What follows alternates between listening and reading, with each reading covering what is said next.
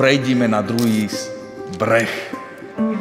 Tak v úvodzovkách takto aj vám hovorí Konštantína Jana, tak poďme na druhý breh, kráčajme spoločne, pretože náš život je naozaj takým plavením sa po mori života, oceáne života.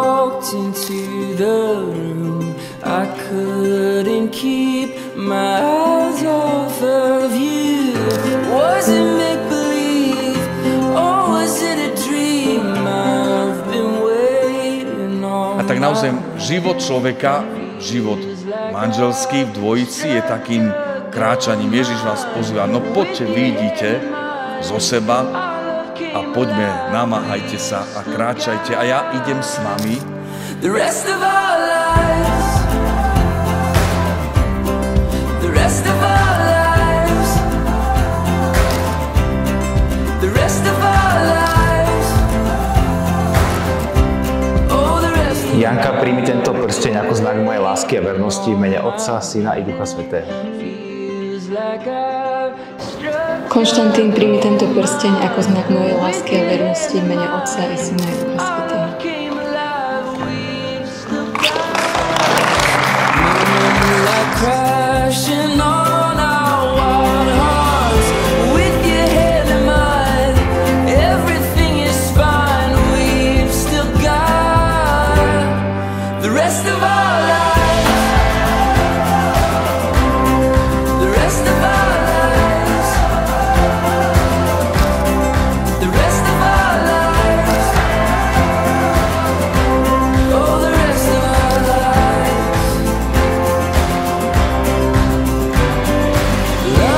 Ale vy sa namáhajte a padlujte stále. Neprestávajte, pretože, viete, mŕtva ryba ide dole prúdom. Ale živá, zdravá ryba, tá ide proti prúdu. Tak aj vy. Zdravé manželstvo, to ide napriek všetkým ťažkostiam.